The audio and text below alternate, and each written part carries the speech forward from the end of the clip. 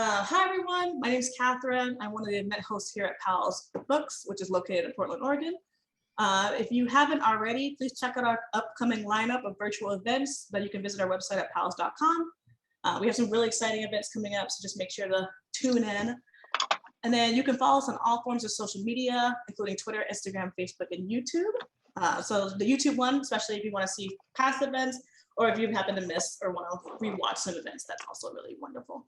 All right, so today's featured guest needs no introduction, but it's my honor to give her one anyway. It is my pleasure to introduce Alyssa Milano to Powell's. Alyssa Milano is an actress, producer, and political activist. She is known for her roles in Who's the Boss, Melrose Place, and Charm, among others. As a political activist, she is best known for helping to relaunch the Me Too movement in 2017. She is joined in conversation by Charlotte Clymer. Clymer is a writer, transgender activist, communications consultant, and military veteran. She writes Charlotte's Web Thoughts, which is a great name, a blog newsletter about politics and culture. She is serving as a political fellow at the Georgetown Institute of Politics and Public Service. Tonight's event will include an audience Q&A. Please use the Q&A button at the bottom of your screen if you would like to ask a question. If someone has already asked a question that you are dying to know the answer to, you can click the thumbs up button next to it. And then if you happen to put it in the chat box, you'll see me just go and then tell you to put it in the Q&A, so that way Charlotte doesn't have to mind two different areas. And in case everyone who is attending this event has already purchased the book, but if you would like to make someone's day and buy it for Christmas or whatever holiday, you can buy that through Powell's and Alyssa. So that way I'll put the chat and I'll put the link in the chat as well. All right, so thank you, Alyssa and Charlotte, for joining us in the evening. We're so thrilled to have you too. Thank you for that lovely introduction and for your support, Powell's, of the book. I really, really appreciate it. And Charlotte, first of all, thank you for doing this. But most of all, thank you for being such a good friend. Thank you. I was going to open up with a corny joke about how it's so nice to meet you finally. I guess I won't do that. You took the winds out of my sails, so it's fine. No, I mean, it's wonderful. There was a group of us that really got through the Trump years together. Really turned to each other for advice, guidance, support. Yeah. A lot of, well, I won't go into it, but it was a lot of shit that went down during the Trump years, and we always had each other's back. So I am so glad that I'm finally getting to see a book about your work, not just your regular work in film and television, but what you've become even more famous for, which is your advocacy. I mean, what a compliment, right? And what people don't know is that Charlotte here was the person who sent me the screen grab that I used in the Me Too tweet that went viral. And so Me Too is your fault. It is. It is. I mean, yeah, so I got that screenshot from Casey Beeler, who was a high school classmate of mine. And she got it from another friend who got it from another friend. And it's traced all the way back to Toronto Burke. And it's just amazing just seeing how this came to fruition over the past few decades to this critical point. Can you take us to, and we're going to get to the book, I promised. And you do write about this in the book, but can you take us to the first 3 days, like that 72 hours after you sent this tweet, just how chaotic it was?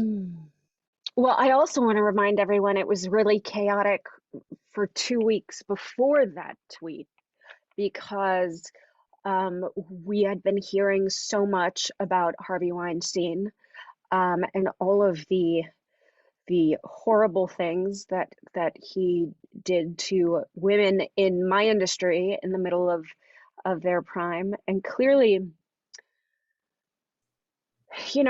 that was hard, because what I was recognizing is, it reminds me of what's going on right now with the Alec Baldwin horrible, heartbreaking scenario, which is, I don't know why things have to happen to people in our industry, to actors in our industry, for people to take these issues seriously, right? So for 2 weeks before I sent that tweet, we were hearing all about, the horrors of Harvey Weinstein and all the things that he had done to women really in their prime of their careers, right? And I want to just remind people that it is not easy for women after a certain age in my industry. So really, he plucked these women in the height of their career and made it so that they could never work again in the industry, on top of also being a monster and sexually assaulting people. So I think that that's really important context when we're talking about that tweet, because it was the horrors of what we had seen for 2 weeks. And then also it felt like the focus wasn't on his victims, it was on him and all that he had to lose. Yeah. And so, part of, I think, the thing that resonated so much about that tweet was that we were putting the focus back on survivors of abuse. And really, it gave the country, the world, a snapshot at just what a devastating price being oppressed by the patriarchy cost. Generations of women, by the way, there is not one nation that has reached true gender equality, and that is a devastating fact. So the tweet goes out, right? I'm in bed with my daughter, who was, let's see, when was that? 2017? Yep. And we're in 2020, so 4 years ago. So she was 3. Mm. And I was shooting in Georgia. I was shooting Insatiable in Georgia. And I had just watched the news, and I laid down with Bella. We still co-sleep, by the way. Mm-hmm. And I just looked at her and started to cry. And the thought of her having to deal with the struggles and the abuse that I had to deal with in my career was too much for me to deal with. And just like a little gift from God, Charlotte, you ended up in my DMs with that screen grab. Yeah. And I remember thinking, and trust me, I've had a lot of time to think about this, but I remember thinking, you know what? I need to put this out here. Let's see what happens. I closed my phone at an early call in the morning. It was about 10 o'clock at night. And I went to bed. And I woke up about 7 hours later to 35,000 replies.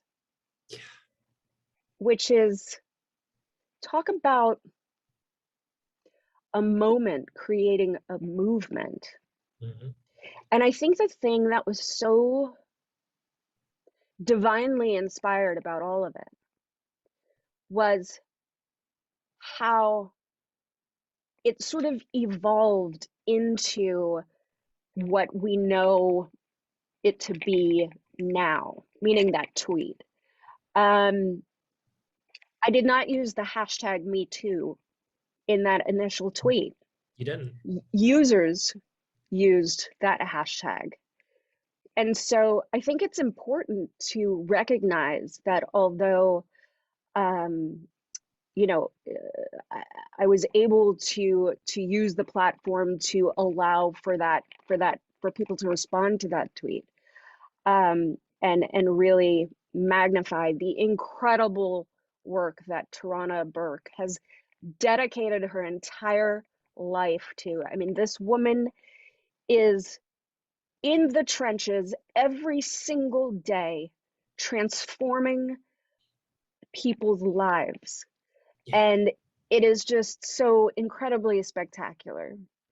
And so, yeah, and then, it trended for this was at the time when, things could trend for more than a day. Yep. On Twitter. Now, of course, Twitter just stops everything because they assume that things are being spammed or whatever. So it was trending in the top 10 on Twitter for a week. And so I also just want to say that at that time that I sent the tweet, I had no idea about Tarana Burke's incredible work. And the community, the Twitter community, let me know loud and clear. And then I reached out to Tarana, and I have to tell you, I thank God for that woman, almost, if not numerous times a day, because I was not prepared for what was going to take place. Not because I wasn't prepared to lead that movement, but because I wasn't prepared to deal with my own trauma. Mm, yeah. And it became very hard for me to ignore or shove down my own trauma, because people were sharing with me their own personal trauma, which triggered the parts of my being that were not healed yet. And I'll never forget it. There were two really important moments for me personally in my life during that time. And one was, I would say day 4, I was talking to Tarana, and she said, "You know what, sis, I need to ask you something." And I said, "Okay." She said, "I need to ask you, how are you doing? Wow. How are you doing through all of this?" She's such an empath, knowing that that hearing about people's trauma was going to be hurtful to me. So that was one moment, and that was the moment where I realized the only way out was in. The only way out of my own pain, my own trauma, was to go deep in my own being. And then there was another moment, still the same first week, where I've been a UNICEF ambassador since 2003, and I've seen some really devastating, awful things, things that have been burned into my being on like a cellular level that I'll never be able to get away from. I feel so blessed to have been given the opportunity to work for the UN on behalf of children, but it's not an easy gig. And one of my field officers from a trip to Angola, I went to Angola, Africa, 2 years after the peace treaty was signed, after the longest civil war in history. And the UNICEF called me and said, "I just want to let you know that Me Too has reached Ethiopia." Mm. And I was like, "Excuse me?" And they said, "Yes, there were 4 little girls who went to the authorities because they were being sexually assaulted by a teacher." And that's when I realized, like, holy shit, this is the real deal. This is happening. Yeah. And so thank you for entrusting me with that screen grab, but also I think it is incredibly appropriate that it was you, because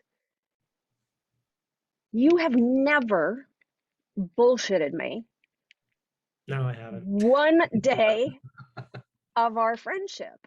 And I call it friendship because you've never bullshitted me.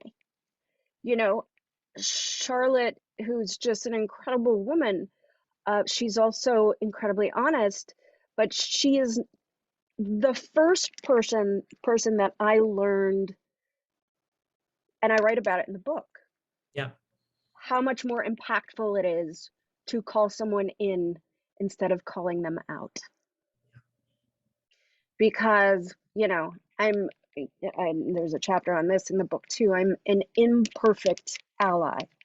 There's nobody that loves as passionately as I do, but I've made many missteps.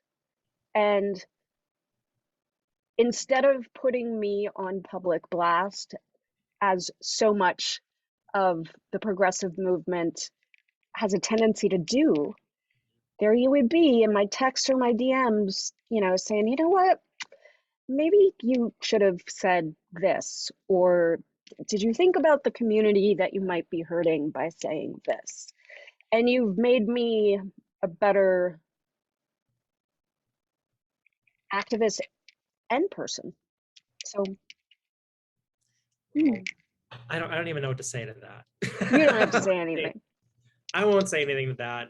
I'll just say thank you for that. And Alyssa, I grew up, one of my earliest political memories was being in class and seeing you next to Ryan White during the height of the AIDS crisis. And like long before I knew about Alyssa, the film and television star, I knew about Alyssa, the activist, which is so strange when you think about it. Because I should have seen, all your early stuff. I mean, you've been doing this since '84.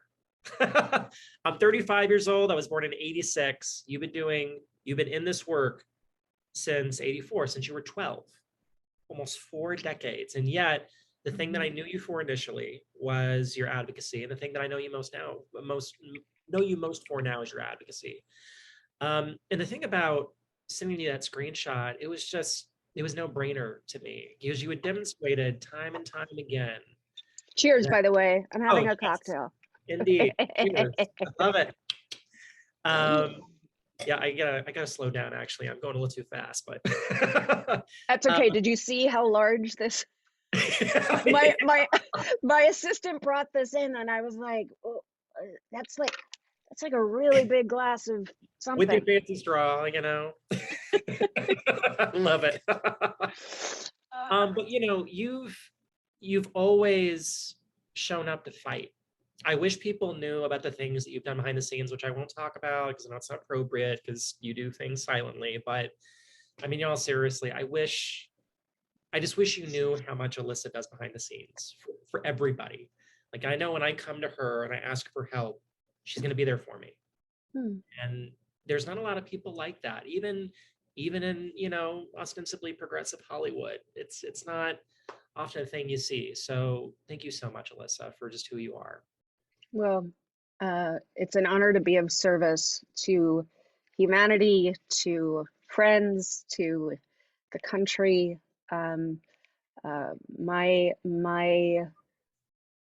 If I were to say anything about what I aspire to be in my leadership, it is to lead from a place of love and through service. So thank you. Well, I appreciate that. Can I ask you, and I think I've asked you this a couple times, but I'm gonna put you on blast this time publicly because I think it's warranted. Are you running for office?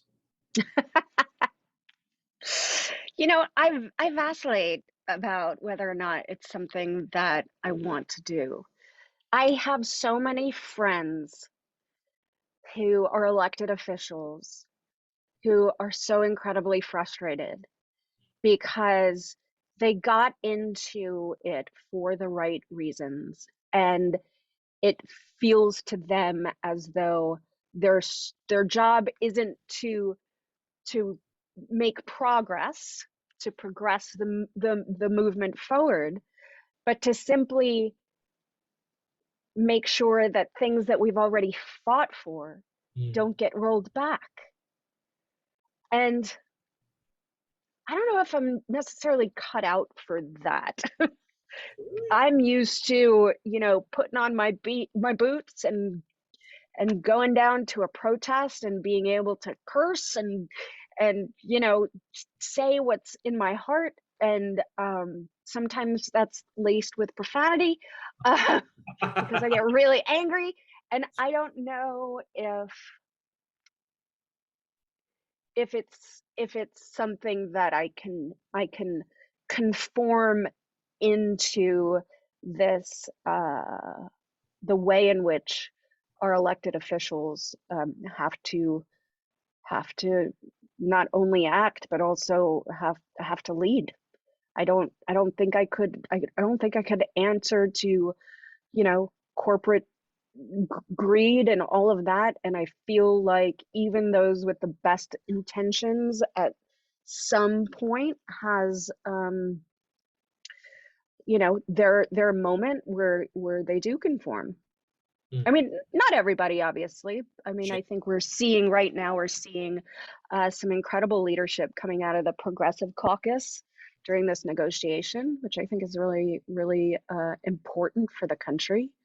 They are fighting for everything that we sent Biden to Washington to do.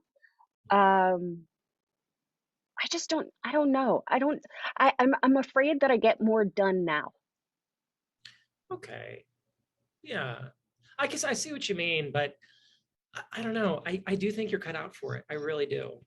And I don't think that is true for everybody. I don't know what that means. I think you have incredibly thick skin, and you don't back down from a fight. And those are two things we need more than ever right now, are leaders who are just tireless. Not tireless, because people get tired, but more just you have this righteous energy and you don't shy away from standing beside people you care about. I really think with your long history of advocacy, it's something you should think about. So I'm just gonna put that out there again. Are you gonna run for office? Hell no. Hell no. I love getting into trouble, and you can't get into trouble when you run for office. So Say that to John Lewis. That's true. Get some necessary trouble. That's right. Okay, I do want to slightly pivot to this beautiful chapter you wrote about the Lincoln-Douglas debates. So it's for those who don't know, it's 1858. There's the Senate election in Illinois, and this man Stephen Douglas is trying to enable the spread of slavery into the Western states. And this weird unknown state senator in Illinois named Abraham Lincoln is debating him, running against him for the Senate seat. And they have a series of debates that are now known as the Lincoln-Douglas debates. And so, Stephen Douglas would get up, Stephen Douglas would get up first and give like 60 minutes. And then Lincoln got up and gave a 90-minute speech of his own. And then Douglas would finish with his 30-minute rebuttal. And Alyssa beautifully illustrates the way that we used to engage on such a deep level with policy and values and what it means to be an American. And you have this wonderful passage. I'm going to read this. Okay, I was looking it up to read it, but you read it. I am trying to find it right now. It's so beautiful. Come on, my goodness. Oh, nope, that's not it. That's not it. I'm going back here. Okay. You say after this that you compare it to the Democratic primary debate and I won't say the actual network, but the various networks that held Democratic primary debates, who I think took a very Monday Night Football kind of approach to this. Big ass graphics, bite-sized information, bullshit essentially. Right. Fluff pretending to be the public discourse. And you write this perfectly. You say, these shows were not information, they were entertainment, served in bite-sized portions for a social media-friendly blitz after the fact. Almost nothing of substance happened or was discussed in any way, and how could it have been? In the first two-night no holds barred cage match, each candidate averaged only 8 minutes of speaking time. 8 minutes. And then you go on to say, but the reason they were allowed to go on that long, the reason they happened that way, is because they were giving us what they want, or what we want. We are to blame for how far we've fallen. We've allowed ourselves to become susceptible to the lowest common denominator of public discourse, tuning out nuance and living by what drives trends. That is a really great way to put it. I mean, can you say more about that? Yes, and I think we need to look at and sort of observe how that has not only shaped our politics, but how it has shaped how we relate to one another and that discourse. I think, nuance. And that's, I think, why this book and writing this book was such a truly powerful experience for me, was because we're not really given the opportunity for nuance No. or pontification or research or any of those things that I would hope we would all do in order to have civil discourse. And I think a lot of it is we've got to look at social media, but I also think we need to look at the 24-hour news cycle. And, you know, it's two absolute opposite extremes. We have one extreme, which people are looking for retweets, right? And then we have the other extreme where we have, you know, a news cycle that keys into what people want to talk about. For instance, the tragedy that was on the Alec Baldwin set. We are now on day 4 of the coverage of this, and it is a tragedy. Do not get me wrong, but how come we don't cover the other accidental deaths from guns? Especially The people way in poor areas, right? I mean, the way in which we are covering this. So I think we have both ends of the extreme, where we're like talking about things at nauseum because networks know that that's what their advertisers want, it's what their viewers want. And then we have people on social media who refuse to have any longer discussions and shut down any conversation with anyone who has a differing opinion. I'm terrified me for too. what happens to this country. So, And you know, there are two chapters or essays in the book that are back to back. One is called and it's the end. Divided we fall comes first, oh and yeah. united we stand. And I purposely started each of those essays the exact same way. I don't know if you noticed that, Can you read but that for us? sure. I'd love to hear that. I want to get some So, your questions, I promise, but I love the way you nerd out on this stuff. So go ahead. okay. 227, hold on. So divided we fall. 70 million people voted for Donald Trump. After everything he did, after every horrible thing he said, after hundreds of thousands of dead Americans had stacked up at his feet because of his COVID failures, after tens of thousands of proven lies, after the racism and bigotry and flat out stupidity. Yes, I hate that word, but he wanted to nuke a hurricane, for fuck's sake.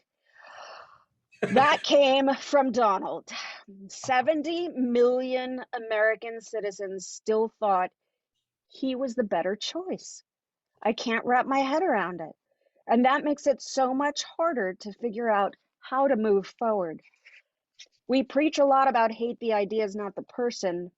And I mean it, I really do. But it's hard to forgive when so many people looked at all of the evidence and decided that they would try to elect someone who would intentionally endanger and disenfranchise so many people. I don't like everything that he says, but he's good for my 401k is the new, I'm not racist, I have Black friends. It's just a ridiculous statement, and it's hard to find a way to see that belief inside a person and not let my fury at those sentiments turn into hate for the individual who carries them. I'm trying to find a way to let it go. I need to remind myself that many of these people were duped and were victims of the design division of social media, which profits off of showing us what we want to see, not what is actually true. If people only see statements telling them the sky is orange for years, they will start to believe it. When you show them proof that the sky is blue, the falsehood is so ingrained, so inherent to who they have become that it is impossible for them to accept reality. Actually, it's worse than that. One side is told by their cult leaders that if the long, accurate, trusted sources of information tell them something, it is certainly false. So then, when these manipulative media sources say, wait, the sky isn't orange, it's green, well, they go right along. As George Orwell wrote in 1984, the past was alterable. The past never had been altered. Oceania was at war with East Asia. Oceania had always been at war with East Asia. We are living in a time of doublethink, and the scariest thing about it is that there is no actual thinking involved. One segment of America has surrendered their thought labor to their idols of misinformation, and I don't know how we get them back. But if we don't, this is how America falls. So that's the beginning of the chapter called Divided We Fall. United We Stand.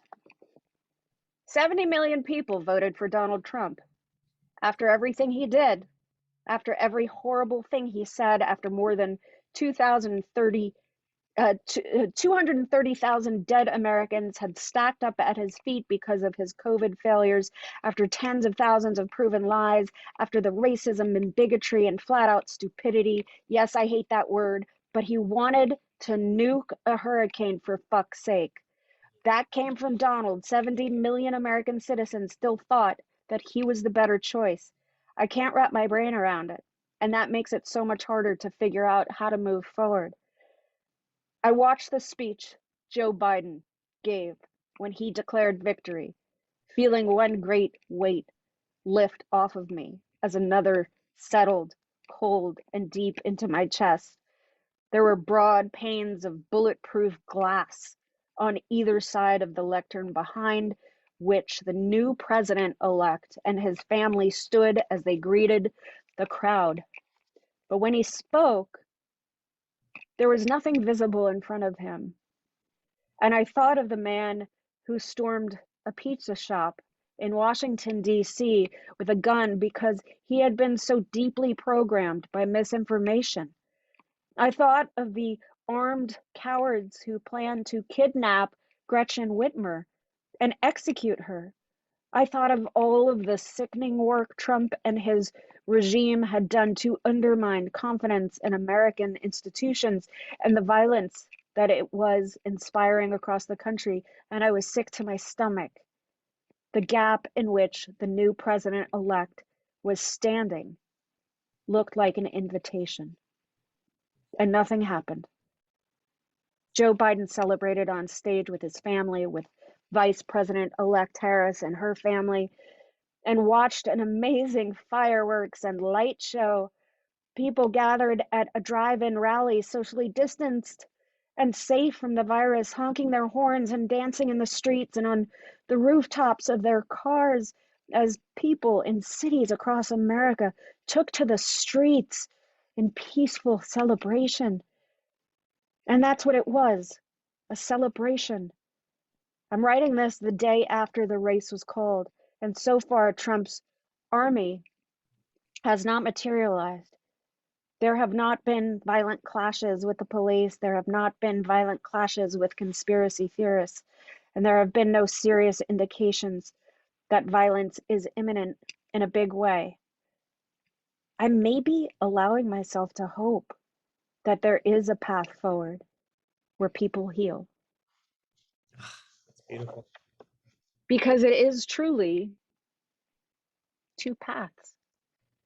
And we're right now, big portion of the country is choosing divided we fall instead of united we stand. And it's scary. It's scary being a mother. It's scary being an ally. It's scary being someone who wants better for the people in this country. And I don't know how we come back. I'm hopeful, but I don't know how we come back. Yeah, yeah, it's pretty scary right now. You have this moment where, well, those two chapters are taken from Lincoln's, a house divided cannot stand, right? Mm-hmm.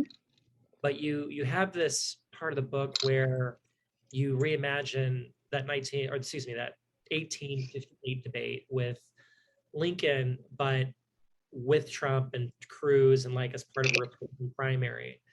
And it was jarring and I mean, it made me feel a little awful, but it was also hilarious because you gave like Lincoln such beautiful language to work with. Like you did a great impersonation of Lincoln, and then Trump keeps interrupting him to be, Trump's ass. So it's just And I just want to say, I think it's important to say for those who are on this Zoom who are like, oh, I don't want to get a book that's all about activism and political, and it's not. And if I may just read please. a part that is not that.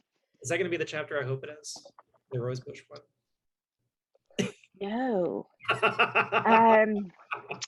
No, but you know what's really interesting is I've been doing all of this press recently and nobody has said anything about that chapter. But what Charlotte is talking about is a chapter called By Any Other Name. And it is... it's brilliant, is what it is. I'm not going to say much more about it because Okay. I'm hoping that people can take away from it what needs to be taken away from it. It's fucking delicious, Alyssa. That chapter, it is juicy. I may curse, it is fucking delicious. It's amazing. How about my letter to my Bella? Yes, let's read that. I also go into poor Milo, my son. I realized afterwards that Bella has like this lovely, and I talk about Milo in the lovely chapter too, but the chapter on Milo is all about the pain of labor. Really well written though. It's good. Really good. Well, and the part where you're telling I forget, I think it's the nurse, you're telling the person this is not how it was supposed to happen. And she's like, oh, get used to that. Yeah, exactly. They were teaching, my son taught me lessons before he was even here. So I might get a little weepy because this one gets me. And so I realized as I was writing that 30 years from now, there are going to be certain lessons about this time in history, about the pandemic, about the political and social struggle. But what did I want my kids to remember about their history in this time? And how can I leave them something that is more beautiful than what the history books will teach? Because there is incredible beauty in love. My sweet Bella, years from now, when you think back to this time in your life, I want you to remember the pandemic we lived through, the good and the bad, and no matter what you hear, no matter what you're taught about, and no matter what happens between now and when you're old enough to read this, there was plenty of both during this strange and scary time. We were so lucky. I mean it, so lucky. But a lot of other people weren't. Hundreds of thousands of people died, agonizing deaths, many of them alone, many of them terrified.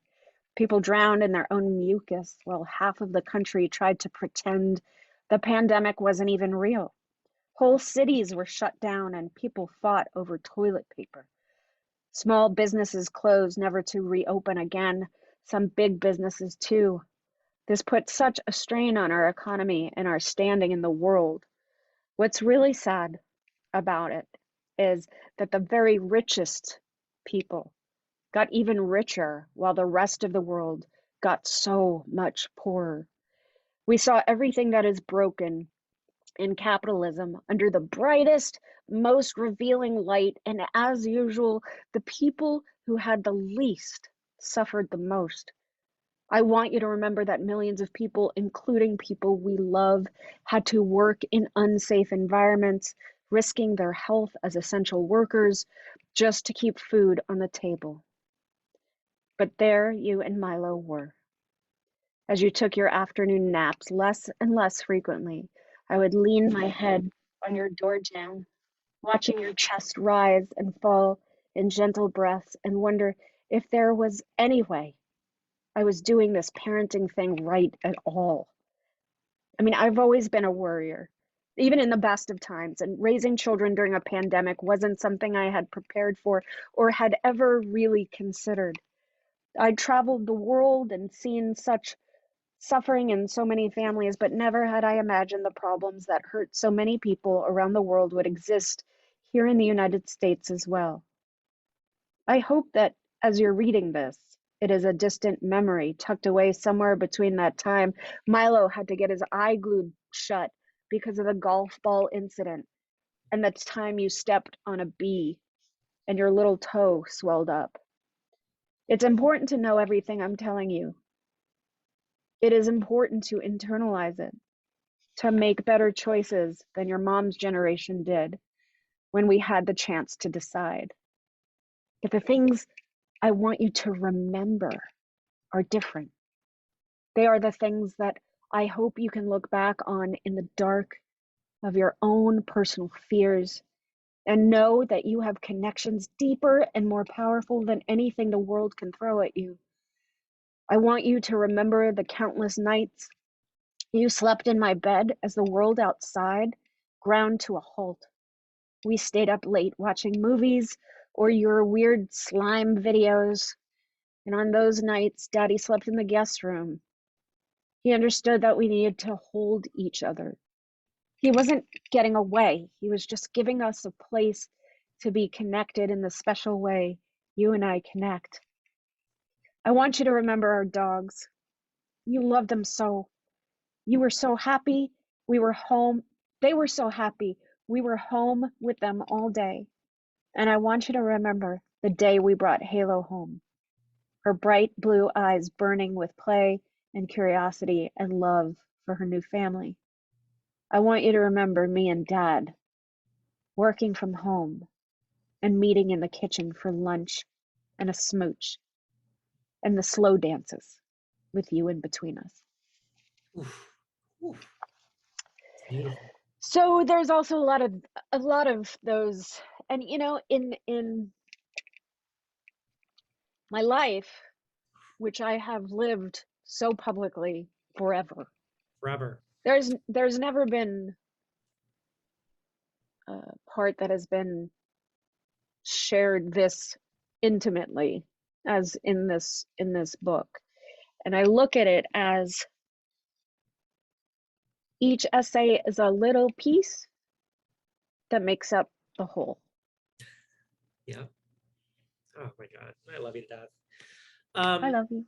Well, I love you. We have to move on to Q&A, but I want one more thing. I'm just going to request one more thing. Can you please read the survivor's prayer? Yes. Please. It'll only take like a minute. Yes. I promise y'all we'll have plenty of time for our questions. I wrote this actually right before the Kavanaugh hearing. A survivor's prayer. If only I could save you, help you, remove that weight from your tired shoulders and become the joy of an unburdened you, I would. From her to and him to, I would remove you from that particular we and lift that heavy hashtag from in front of you. 4 perpendicular slashes of one size fits all should not fit you. Me too. I am you. I said I am you. And I will carry your weight. I carry it already. Together up the mountain every day until together we find ourselves together at the bottom each morning. Sisyphus sisters. We are the ephemeral queens of Ephyra. More than you insinuate, we cheat you by surviving. We are here, arm in arm. Whisper your stories on the mountain. Their sound shields us all. If only I could save you. If only I could take it away. If only I could help you. If only I could cure yesterday. It starts with we before all twos. We weep, we shake in the same worn shoes. One size fits all of awe and pain. 1 decibel of thunder, a lifetime of rain. I am you. I said, I am you. I carry your weight. We are more than committees, those committers of hate. I am bonded to you, arm in arm, until we live in a world with no sexual harm. Protect us by listening.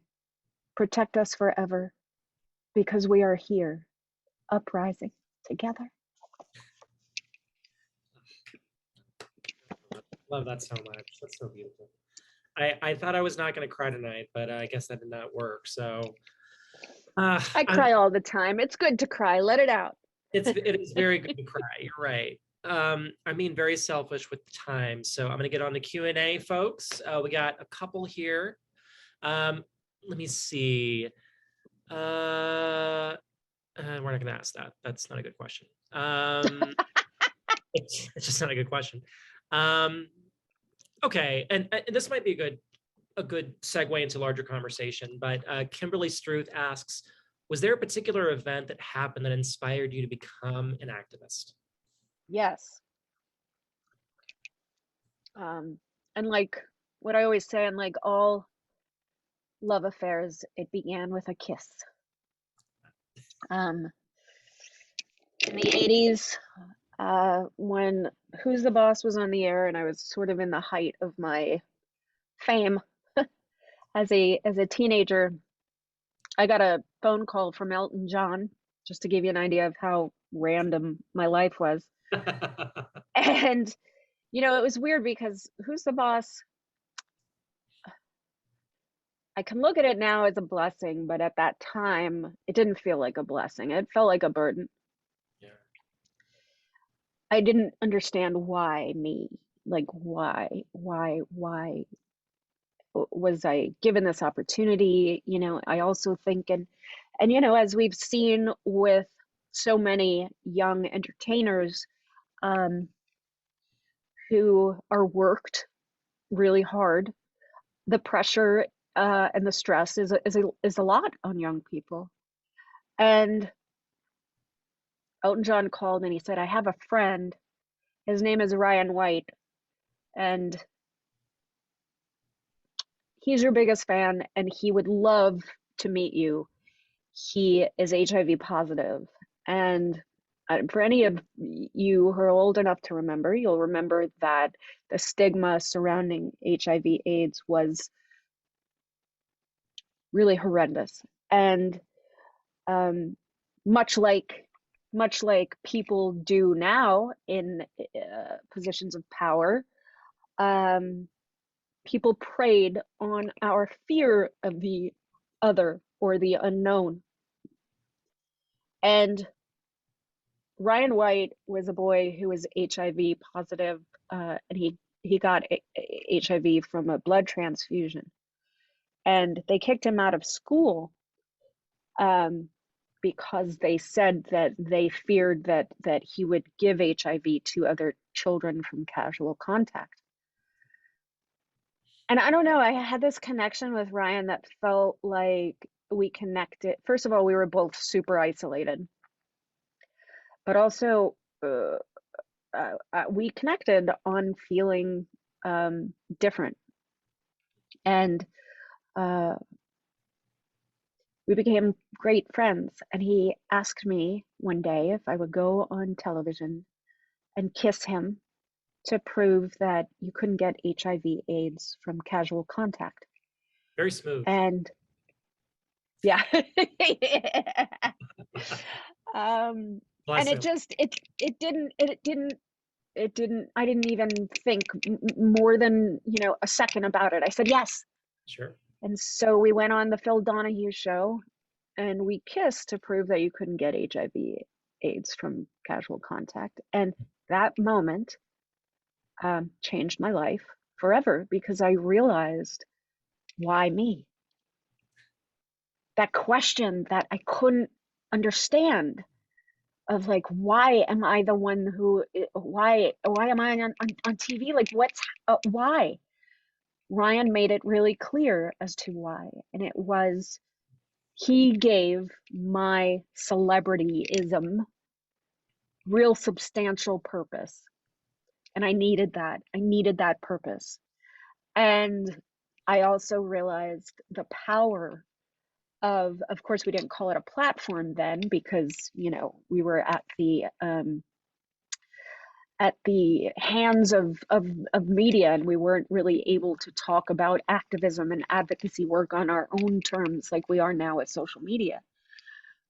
But I did realize that Ryan and that moment changed the narrative around something that people feared. And I was 15, and I don't think that I would have been okay had I not had that real deep anchor of keeping perspective about fame and what it was for. And so I don't know any other way. And I think that, you know, when you say things like you have thick skin, you want to talk about thick skin, how about 15 years old and getting hate mail and people screaming at things at me in public, horrible things, and people in my high school spreading rumors about me. So I learned at a very early age that if you're going to stand for something, there's going to be people who are going to have a problem with it, but that should not get in the way of doing what's right and using your voice to impact change. I'm going to go on a bit of a rant. We have time for one more question. I'm going to go on a bit of a rant first. It really fucking pisses me off when people say that you got started in advocacy like 4 or 5 years ago. You've been doing this shit for literally more than 3 decades. Literally more than 3 decades. You know what though? I think, like, I get it, because people, you know, media, right? Think about the media machine and how it evolved. I couldn't get interviews talking about, unless I was, you know, on a UNICEF trip, or, you know, in 2000, I lived in South Africa for 3 months, or any of those things that, you know, I would go on, you know, Larry King to talk about the plight of humanity, you know. I wasn't given the opportunity to discuss activism and my advocacy work on my terms. Yeah. I had to talk about, you know, that's the thing that a lot of actors have fought against, which is ask me something substantial. Right. Don't ask me what I'm wearing. Ask me something substantial. And I do think that the beauty of social media is that we are able to control our own stories and share with people the things that are important to you. And so I get it. And mind you, I ramped it up a lot after Trump was elected, because I was devastated. And so, you know, I considered my early activism and advocacy work more of humanitarian endeavors. And I still like that word humanitarian more, because I feel like it's less, people aren't as taken aback if you're a humanitarian versus an activist. But I do think my advocacy work in the last 5 years has become and evolved more towards activism, because there was so much that we had to fight against, like literally fight for and fight against. So I think that I'm more appropriately called an activist now, whereas even though I had, you know, done this forever, I looked at it more as a philanthropist or a humanitarian. But yeah, I mean, I don't know how to separate my acting career from trying to do better. If anyone ever were to ask me, what does Alyssa Milano do in her free time? I'd probably say when she's not working, she's doing one of two things. She's either spending time with her family That's true. or she's being an absolute nerd and studying law and politics. That's true. That's what you do. That is your three things: work, family, studying law and politics. I actually, you'll be happy to know, I've actually taken on some real hobbies in the last 2 years. That's good. So constitutional law is not a hobby anymore. Like I feel like I've got a pretty good grasp on it. Yeah. Although I do, call my professor every now and again, and I'm like, whatever it is. But I taught myself how to watercolor paint, which has been such a lovely, wonderful release. Also, something that is mine and that I don't make a career out of, but it's just mine. And that's lovely. And then the other thing, I mean, you can't really tell from, I'm obsessed with houseplants, and not sure how it happened. I think a lot of people during the pandemic and the lockdown started growing things. Yeah. And so I have propagation stations. I have a greenhouse. You can see some of my plant babies. Yeah. So also plant, Instagram is amazing. Plant TikTok is amazing. And I just, love to get my hands dirty in the dirt and grow things. Very attracted to growth, right? I am. And it's funny, my daughter's always like, why don't you get your nails done? She's 7. And I have like a perpetual like dirt under this fingernail because I'm constantly like fingering the plant to see if it needs water. So that has become sort of my finger, which at some point I'll use as a character in something, right? Like the person that's so obsessed with plants, she doesn't have to talk about it, but like in scenes where she'll like enter a room, she just puts her finger in a plant. We don't have to say anything about it, and we just keep moving on. Little Jim. Okay, honestly we don't have time, but I'm gonna put out one more question. Okay. Because I didn't ask many questions from the audience. Robert Quadrini asks, were there any strong debates with your publisher editor about what direction the book should take or what should be included, excluded from the final draft? No, I mean, my publisher, Dutton, was incredibly supportive. I don't know that they necessarily...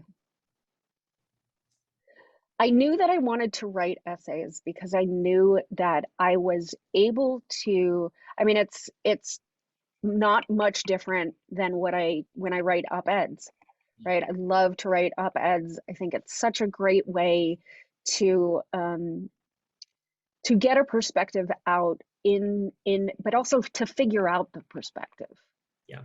You know what I mean? To really sit, and you do this with your writing too, but to really sit and sort of, how do I feel about this issue? Yeah. Or why do we need this bill to pass? Or, whatever it is. And so I knew I wanted to do a book of essays. I also like reading books of essays because it's not a huge, heavy lift. Do you know what I mean? Like we're all busy to sit down and to start a new book. It takes a lot. So this idea of like being able to open up a book and get, read an entire essay in 20 minutes to me was so powerful. And so, I mean, I'm not going to lie. I think that they were probably incredibly relieved when I submitted the first manuscript. Because I don't think I didn't know what I was going to do, right? Like I knew that I wanted to write about my life using activism as almost my mirror Right. into who I am, what I believe in, what I'm striving to be, all of that. So I was relieved, I think, when I submitted the manuscript, and I was like, oh, I feel like this is something. This Yeah. is something, and Goddamn right, and it's it something. feels like a timestamp, and it feels like someone's going to pick up this book 50 years from now and get a whole different perspective of this time in history. I like that you're thoughtful. I mean, you're thoughtful throughout the book. You go in depth on certain things. It's very well researched, but at the same time, it's fucking funny. I mean, you just throw jokes out there like no one's business, and they make sense. They hit just the right notes. I do remember there was a conversation with Dutton about if I had to curse so much in the book, because obviously, that kind of limits where you can sell it. But once I explained, that that's who I curse, that's who I am. I think they understood that it was a necessary part. I mean, fuck, the word fuck is laced throughout the book. Wait, did you just do a search of the word fuck? I just did a search. There are 43 separate matches found for the F word being deployed. And I love it, because let me tell you, when I release my book, it's probably going to be like 150 times where I drop I love the word fuck. It is so honest. It's such a good word. It doesn't hurt anyone. It feels so good to say. Yeah, it really does. And to use it for emphasis. But Yeah. I would like to just say that I look forward to you writing your book and giving back to you what you've just given to me in this discussion. So please allow me to moderate for you once your book is released. I'd be so thrilled to show everyone what an incredible woman you are. Well, girl, it's happening. It's gonna happen. I know. Dutton, get on it. You and I, we're gonna have a great time, and I'm gonna come to LA for an in-person event. We'll do it we'll do it at a public library. That's what we're gonna do. Ooh, I would love that. Doesn't that sound fun? Oh, I would love that so much. I mean, a public library, both of my children, I benefited so much from being a mom, a first-time mom, and being able to take my kid at 2 years old, be around other moms, and just enjoy a couple of hours at the library. It was so wonderful. So yeah, let's do that. I'm being very selfish with the time, Alyssa. Catherine is right here. Catherine, do we need to move on? Technically it's after 6, so we're done. But well, we can wrap up.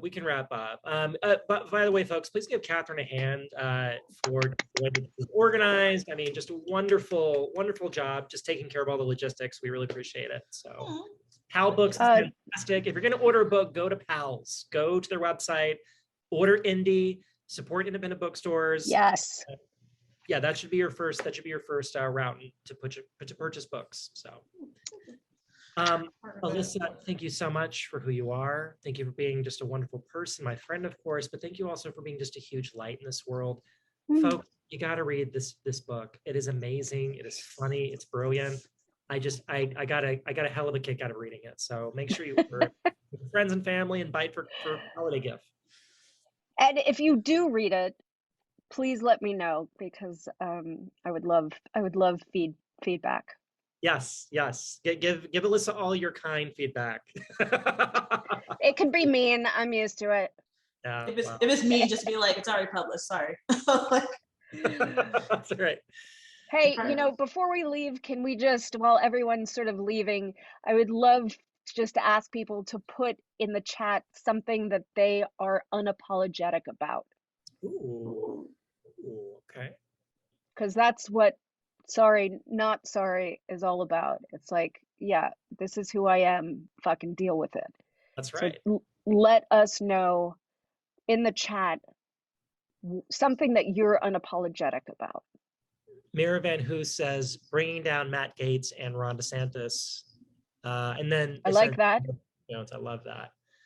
Alex DiGiacomo says, pursuing excellence. Great.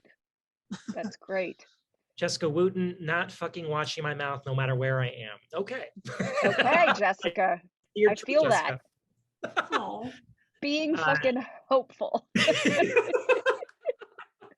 love it. Oh, I'm unapologetic for not smiling when men tell me to. Good. That's a great one. Yes. Yes. Ken Anderson says, hearing challenged gay boy making it. I love that. I love that. I love all of these. Thank you. Thank you for sharing with me. It makes me feel a little less vulnerable to hear what you're all unapologetic about. Yeah. Also, those single moms. Thank you. Woo. You're doing it. Perfect. I'm gonna let everyone continue while I'm doing my beautiful outro. But thank you both so much for joining us. This was so incredible. I never heard the word fuck so many times. But so great, so delightful. Everyone, I'm sure you already have it, but if you don't, it still makes an excellent gift. And then hopefully, Charlotte, when your book is out, you will come back to Powell's and Coming. well, I'll just cycle through this again. I'll just be like, oh my God, it's been so long. It's been so long. I love it. And you got to beat me. Charlotte, you got to beat me. How many fucks did I have in my book? 43? 43.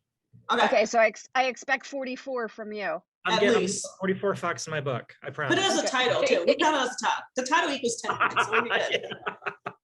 Perfect. All right, everyone, thank you so much for joining us tonight here at Powell's and over Zoom. You all have a really good night, and we'll see you at the next event. You too. Bye. Thank you. Bye. Thank you, everyone.